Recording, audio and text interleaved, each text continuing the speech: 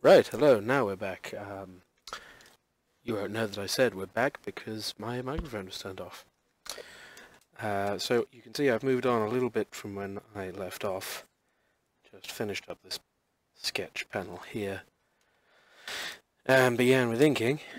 What I do when I'm inking is I put two sketch layers into a group and then reduce the opacity of the group until I'm happy, which is usually around 20 or 30%, just to make it so it is easy to draw over.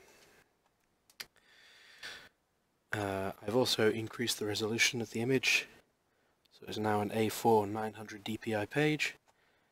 I'm inking with a 19 pixel brush, with pure black and just a bit of pressure sensitivity. Nothing fancy, it's just a round brush. Fairly standard Photoshop brush.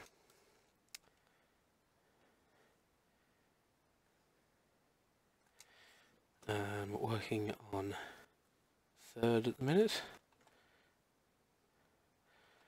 Usually what I find is the first part of the page, when I'm fresh and happy, I put a lot of effort into getting the line thicknesses to vary in interesting ways, and then by the time I get to the final panel I just want it to end and I give up and stop.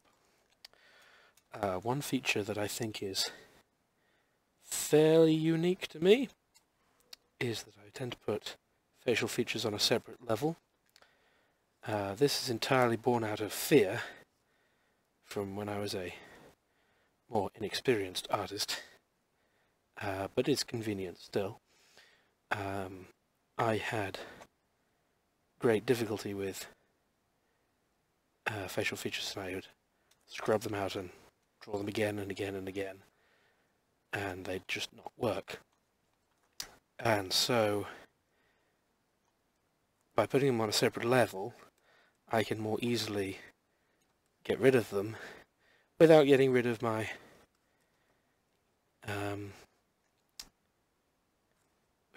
face. Also, apparently I've been inking some bits on the wrong layer, so that's fun. That's the downside. That's the bit that I don't want to happen, but does happen, and happens mostly when I'm tired. But there we are. These things do happen.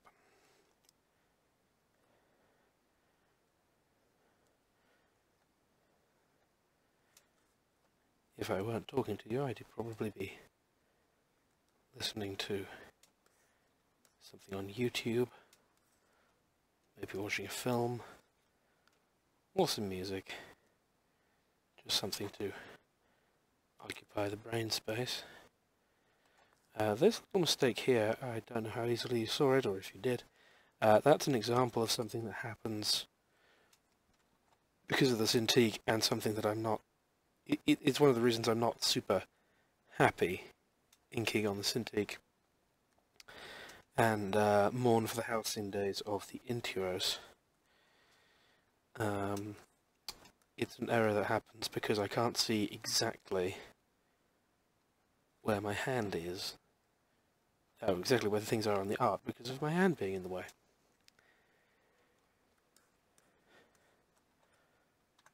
Don't know if you'll hear it, but there are some fireworks going off in the background.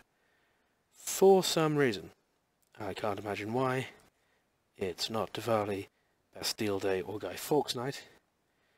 It's just the middle of August, so...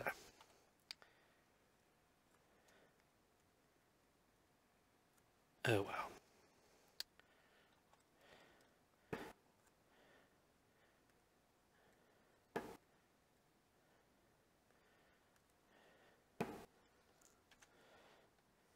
Cat is a character that's always had ears, cat ears.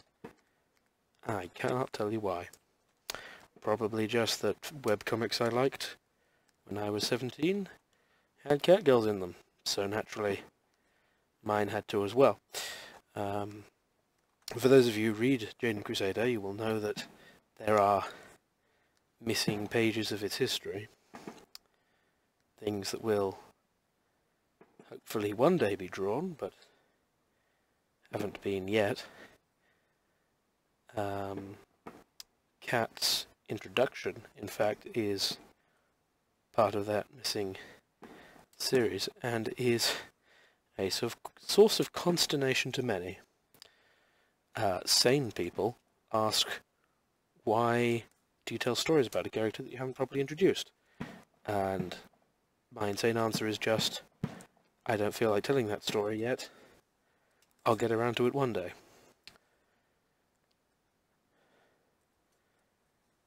When I first started Jade and Crusader, I was 16, 17, and I got a bit carried away with a lot of things to do with it.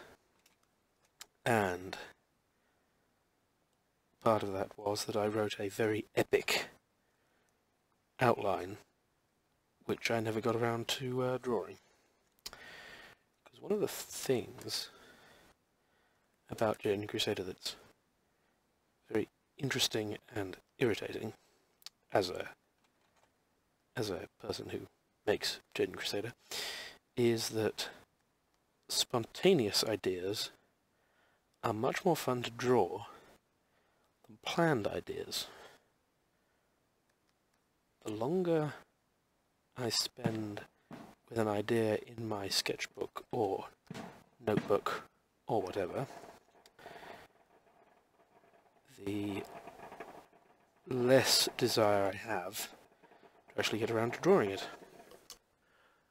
I really hope you guys can't hear the fireworks, because they're very loud and very annoying.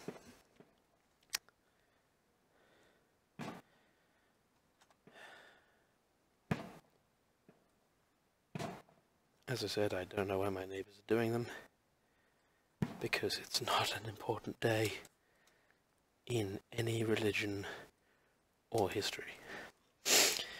Anyway, continuing what I was saying, Jade and Crusader does enjoy being more spontaneous. The longer it takes to get from idea to drawing, the less I am likely to do it. And this is one of the reasons that Jade and Crusader goes on long hiatuses. In fact, it's currently on its longest hiatus ever, which will hopefully come to an end when this goes up, because I haven't done a single page since Christmas. Because I am evil. I am the devil.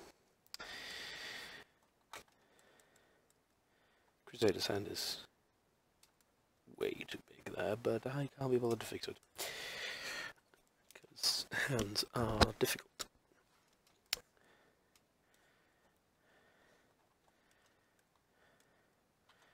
Another thing that's difficult with the Cintiq, that's annoying. Another thing that's difficult with the Cintiq is getting keyboard shortcuts to work correctly.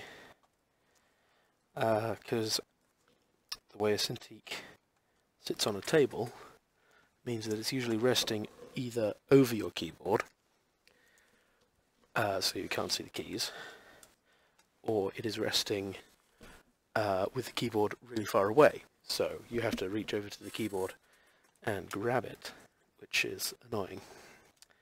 And that means that quite often I screw up a keyboard shortcut that I wouldn't have done if it was an Intuos.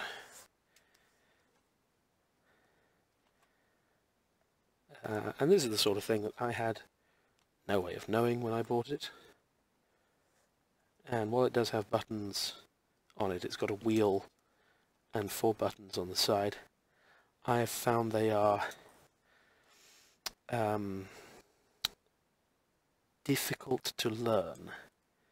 I think if you bought an Intuos at the start of your career, they'd be fine. but having already learnt all the keyboard shortcuts, they're a bit of a pain.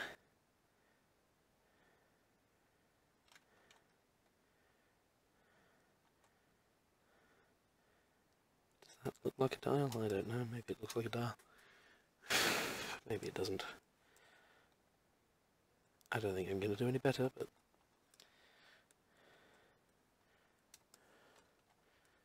I do not feel guilty about copy and pasting that sort of thing, because it makes more sense if they all look identical anyway.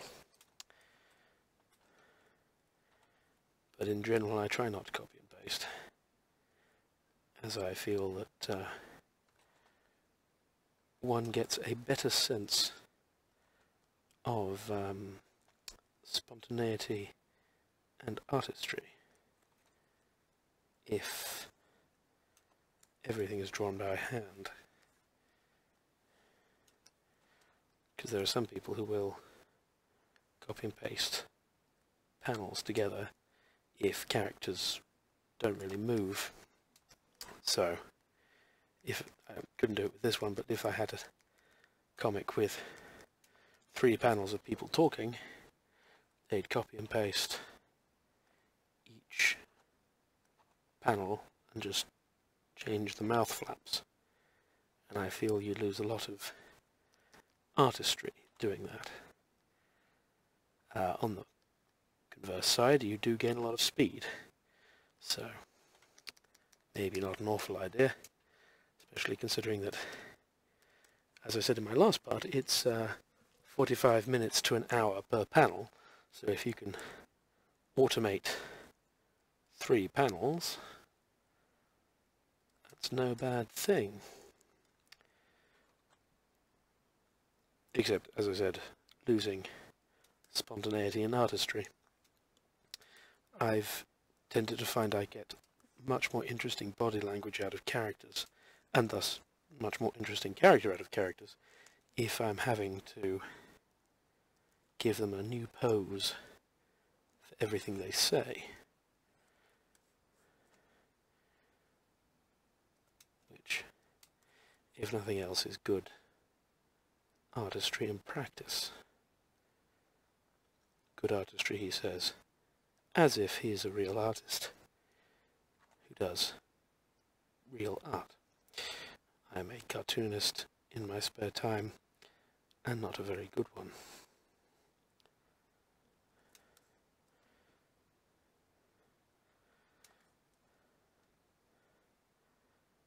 I do try to ease off on the self-deprecation these days. For a start, I'm a lot better than when I first started comics. And for another, I find that if you say you're terrible, people tend to agree. And if you say you're terrible, and everybody agrees, and yet you're still putting out comics, why are you actually making them? And obviously I know the answer to that is because I enjoy it, but why not tell everyone that they're great? Even if you don't think they're great, some people might agree. I don't know. It's one of those mind over matter things. So the self-deprecating humour when I was 17 felt great, because for a start, yes, I was genuinely terrible. Had absolutely no grasp of anatomy or anything. But at the same time, I was going around telling everyone who was reading, "Ah, these comics are terrible. No one should read them. Read them. Read them all." Whereas at least if I'm telling people that they're great, and that people should read them, and they disagree, at least I told them it was great. I didn't tell them it was terrible. Part of it is a form of self-defense. You want to get out ahead of your critics and tell them all, yes, it's terrible, before they get a chance to tell you it's terrible. But ultimately, in the long run, I think to do it more than once or twice in a couple of years is to be very detrimental to yourself and to anyone who enjoys your work. Because if you're constantly telling people that your work is terrible and they are genuinely enjoying it, you are sort of insulting them. You're saying, why are you weirdos enjoying this terrible comic that I make? But at the same time, I do appreciate a well-placed and well-timed piece of self-deprecating humour. That's too high.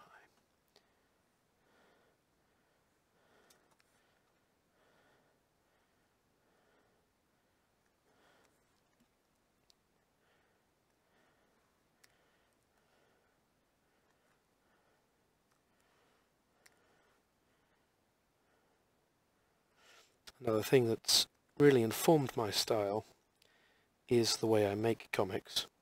I use the fill tool when I'm colouring, and the fill tool only works if it has a closed space, such as this space in this hand, that it can completely fill.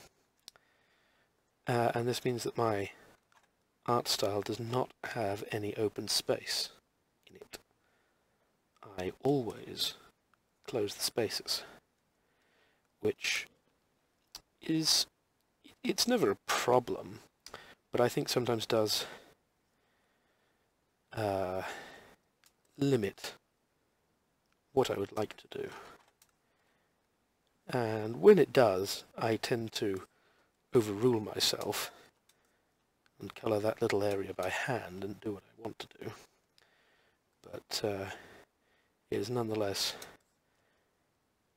changed how I draw things.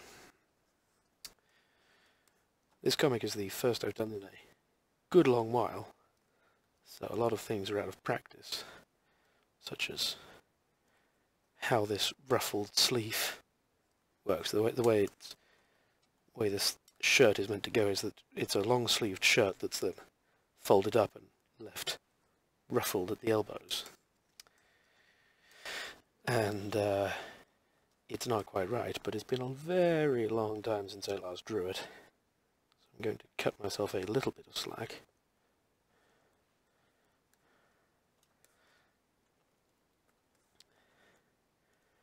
And I think if I were to draw this again, I don't know, tomorrow or next week, it would look very different and a lot better. But hopefully once I get back in the habit, I'll get, well, back in the habit and everything will look good again.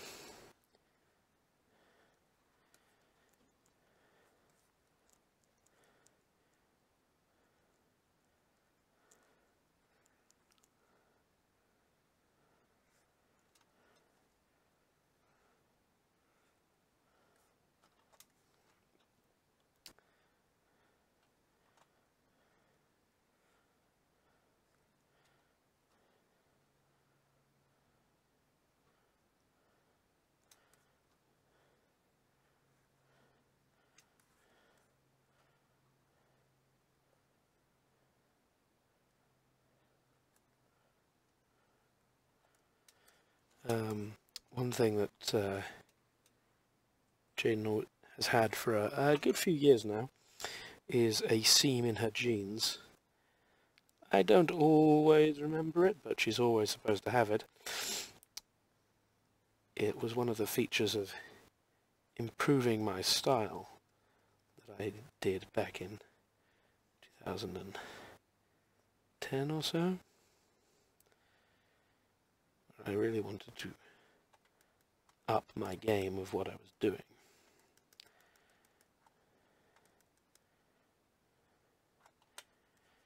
And not all of it worked. I mentioned questionable content a lot in a previous part of this, and it should come as no surprise that questionable content... Oh, here we go, hang on a second. This is exactly what I mean by giving me a lot of freedom to just rub everything out. And it's why I like to put things on a separate layer. Questionable content has been a big source of inspiration, a source of wanting my work to do better.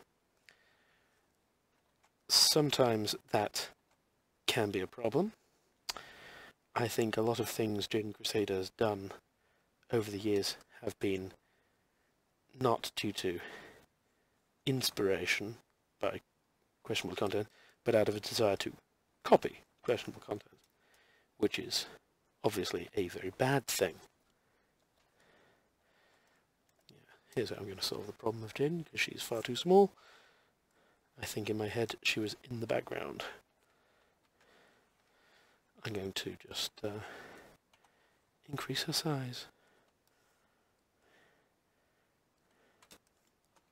Hips to shoulders should be roughly equal to Crusader. They're meant to be about the same height. Even if she's bent over a bit, that should be.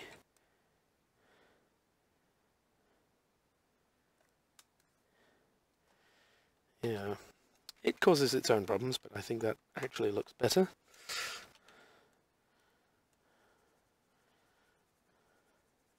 Even if we don't actually know where her balance is anymore. Yeah, some things that were very questionable content, like over the years, have been... I introduced a coffee shop, Coffee of Ill Portent, which I now claim is a homage, and I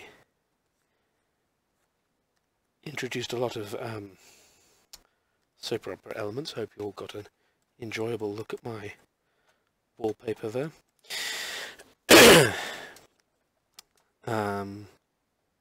Yeah, there's some soap opera elements of Jaden Crusader that I think if I went back and started again, I would not have added. But not to say that any of these things were wrong, but that I wouldn't do them again, which is different from saying that they are wrong in meaningful ways that I don't know.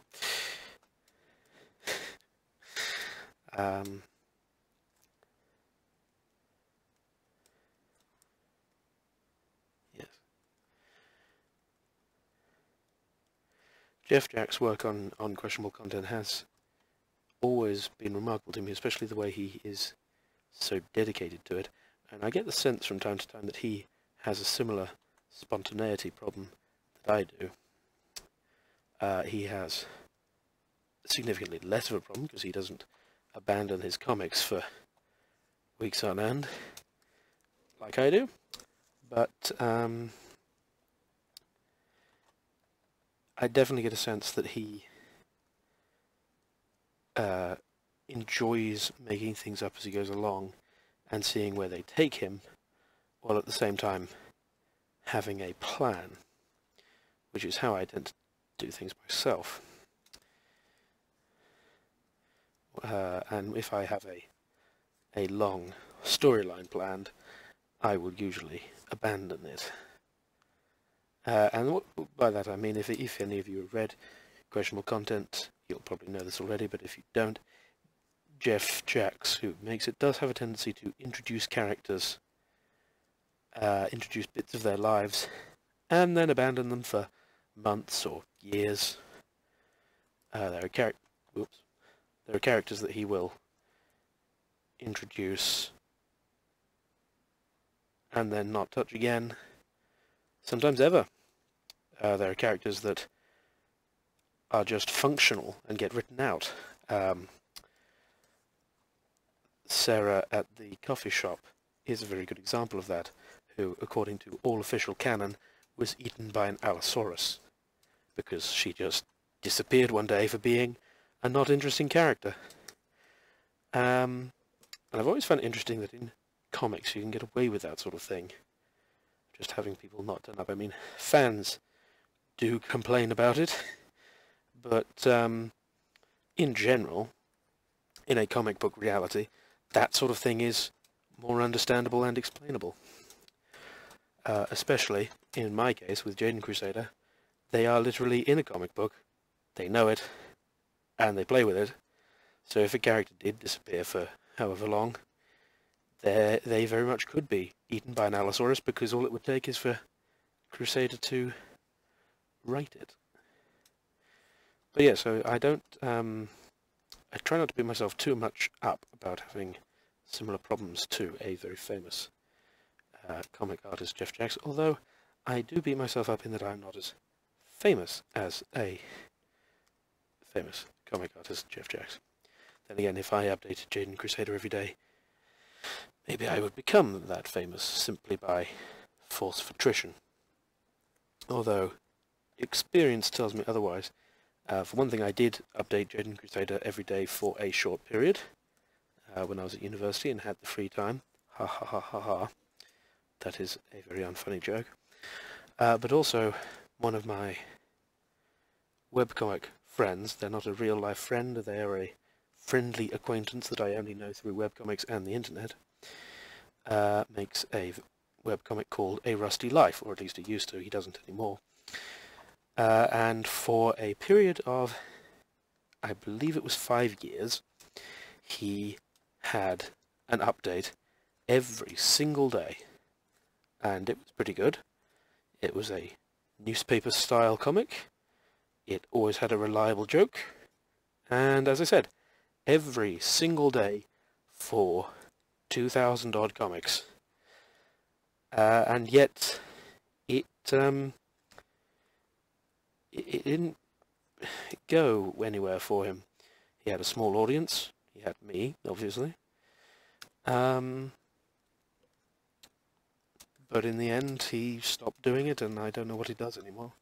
He does occasionally make comics, but not every day, so mere weight of attrition does not a career make alone, alas. Gosh, that was a pretentious sentence, wasn't it? But, unfortunately true.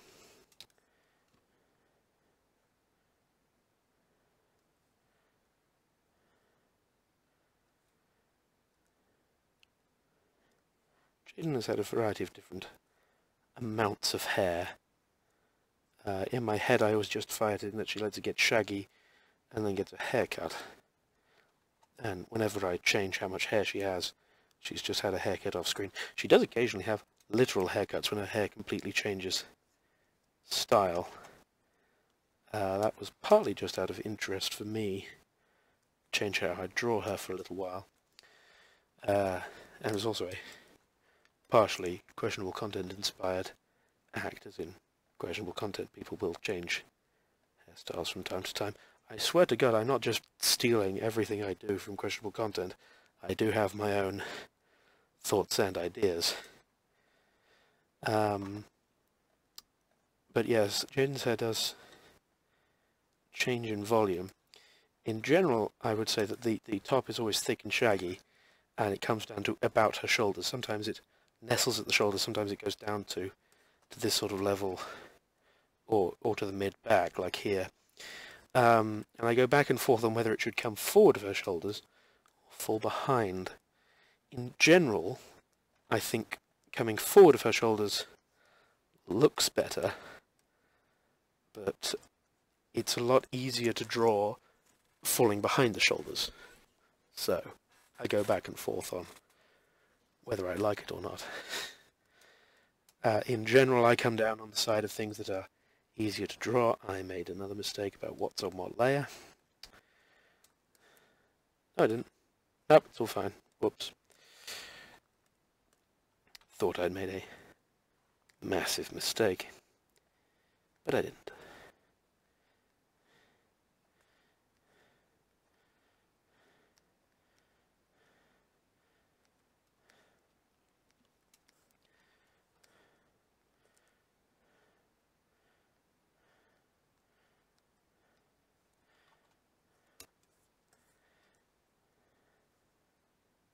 Jaden's hair was great consternation to me. She's, I believe, technically a redhead, but in general, I trust people's word on that, because I am colourblind, which is a fact you may not have known. It will be known if you have read any of my comic commentaries, because I complain about it all the time. But as a colourblind person, I have difficulty seeing certain colours, one of which is red. So I believe when she was first created, I wanted her to be brown-haired. But red is how she's come out, so... Whoops, there we go.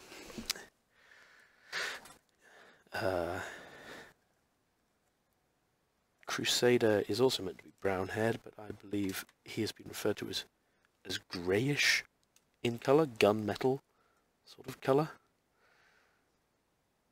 But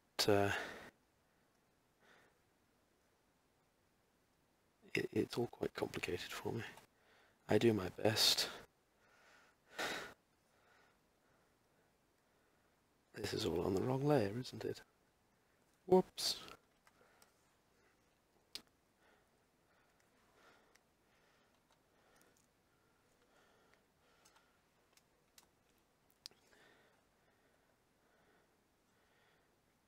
I occasionally refer to colourblindness as Daltonism, the world's lamest superpower, because it's a mutation in how your rods and cones operate, and obviously all of the mutants from the Professor X X-Men films and comics are mutants. But I don't actually have Daltonism, I just think it's a cooler name. Daltonism is, strictly speaking, a disease where the cones in your eye do not work at all for the colour red, named after an Englishman called Dalton, who first noticed he had this problem. If you have what I have, it's trilinear Dyer's something or other. And that means that effectively your cones are confused about what they see, which is why it can vary depending on whether I can have problems with colours red, green, blue, purple, and sometimes even yellow, because it is the cones themselves that are having the problem. In general, though, it's red-green and blue-purple that have difficulty, which is all focused around the colour red. Obviously, I'm aware that Cat has pink hair. Originally, she had brown hair, but that was in a sketchbook form that nobody ever saw, so I don't know if it counts. In the comic itself, she's always had pink hair. She is also always, as an allusion to the webcomic questionable content, worn a shirt that says "Te," like Martin. And my in-universe justification for this is that in the Jaden Crusader universe, you can read questionable content, and Cat is a fan. It's way too big. And so she bought the Te shirt that you can buy on the real questionable content website, or at least you could at the time that I was drawing it. I like to come up with explanation for things because I'm incredibly boring. Ha ha ha ha, self-deprecation. That's something I said not to do earlier. Hannah's storyline, because I've kind of screwed it up, has fallen by the wayside. Strictly speaking, she should be wearing a Germanic corset at the moment for the comic to work how I want it to work, if I ever get around to drawing the script that I want to draw that I've written. She should also be having her hair up from time to time, but I can't be bothered to draw that right now or get into it, so I'm just going to draw her how she normally looks, because it's a fun design to draw.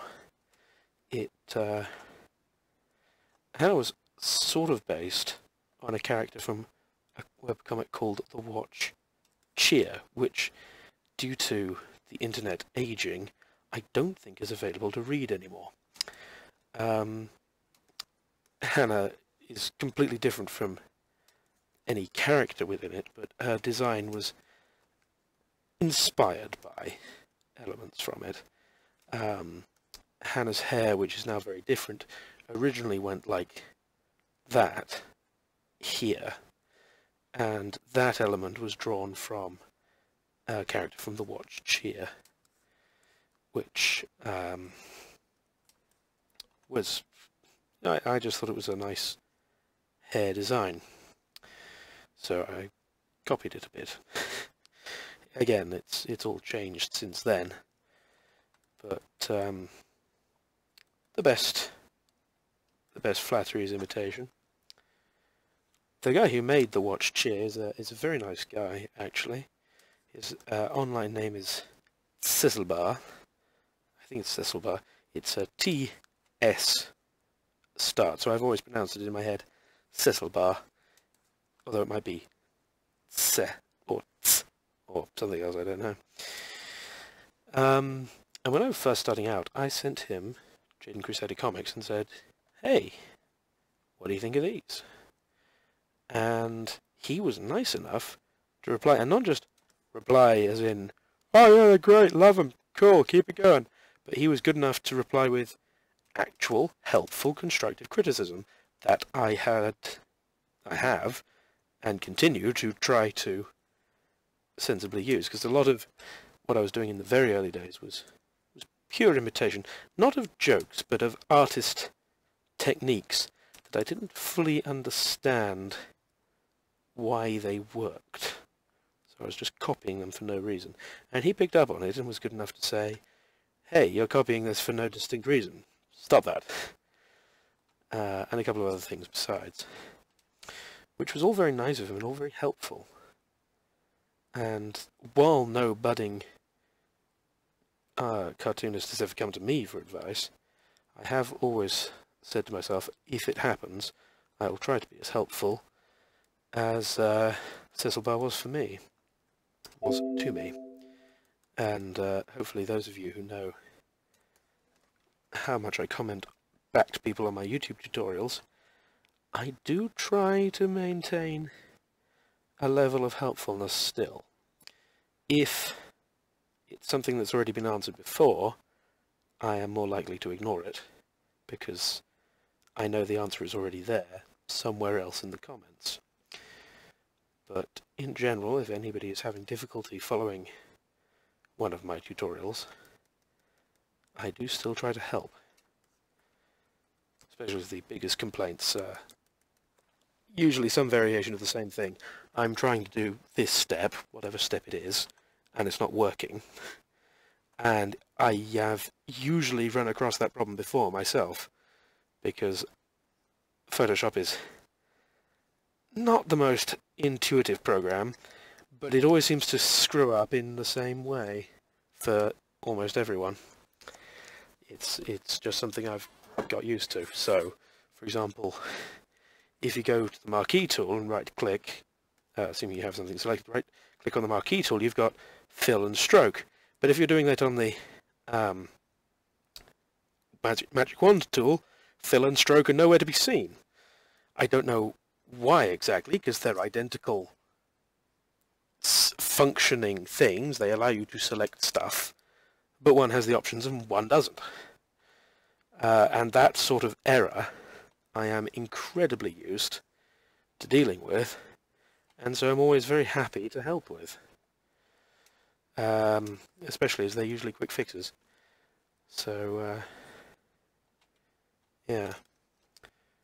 But yeah, if Cecilbar ever sees this, ever says anything about it, I'd just like you to know that I really appreciated the help you gave me back in the day. If you at all remember me, which you probably don't, because you probably have better things to worry about these days. These two characters are minor characters I've had in the background of a lot of things. They are what I refer to as my my student characters. Whoops, still too small. These students are recurring background elements. They've had a few speaking roles. They are in Professor Third's philosophy class. Third isn't actually a professor at the moment, he's a assistant lecturer in philosophy. This character that I'm currently working on, he's actually a slight caricature of myself. He has a lot of hair, he's got a lot of glasses, and he's a bit fat, which is how I was at university. I have less hair now. I'm still just as fat. But I have always found it fun that he's a bit of a caricature of me. And going forward with this one is that he's incredibly tired. I don't know if that's going to work or it's just going to make him look very old. I think it's just going to make him look very old. Never mind. I will fix this with colour instead, because you can add a big black bag under somebody's eyes when you are colouring stuff in, and that usually works better. I found that with my style, where everything is very low detail, adding really any amount of detail tends to make people look very much older. Any bags under the eyes, any crow's feet, any lines around the mouth, it ages people up so much. You can turn a person who looks 20 into a person who looks 50 with just a line at the mouth. Oh, for goodness sake. Sorry, the zoom function in Photoshop can be a little irritating with Wacom's drivers.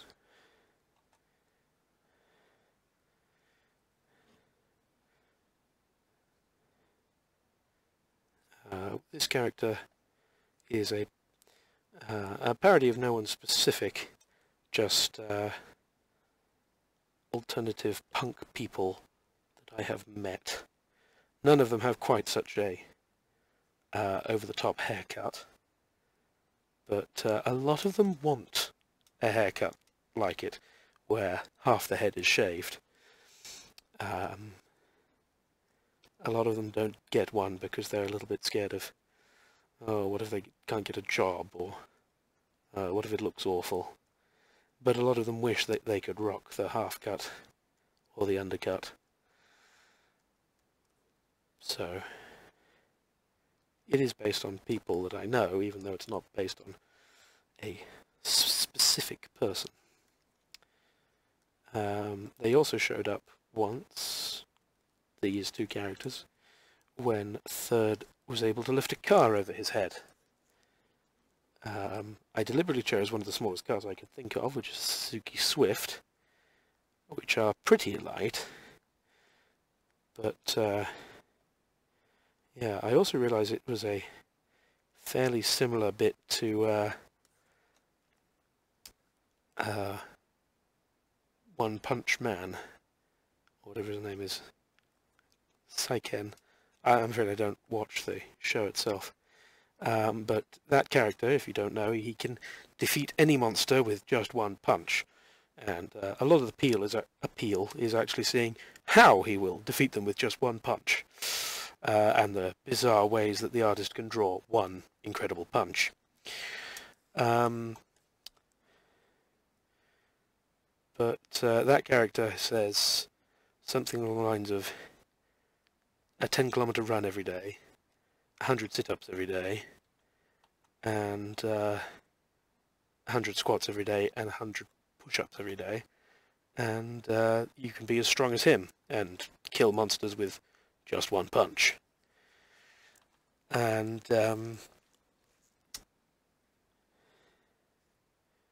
Third says something similar, that he does, I can't remember, 100 sit-ups a day, and a couple of hours of walking each day. And that's how he's able to lift a car over his head. When I wrote that, it wasn't a reference, but now I think it's a reference, which is kind of funny. And while I haven't done the One Punch Man exercise regime, I have been told by very reputable people on the internet who, they do exercise videos, so presumably they don't lie, that the One Punch Man exercise regimen would actually make you a pretty strong, lean, athletic person.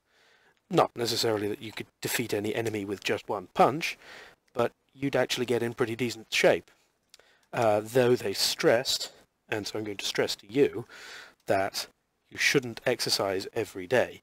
You should have rest days. You should only exercise every other day at the most. Ideally, no more than 3 times a week, although your days when you are exercising can be pretty intense. Yeah, so if you do want to become One Punch Man and follow the exercise regime, it's probably a good idea to rest occasionally, but you would also get pretty buff. So great for you. I've forgotten the end of this sentence. I don't know where it's going. I think I'm going to cut here and come back later, probably during the colouring stage. And yeah, we'll talk to you guys again then.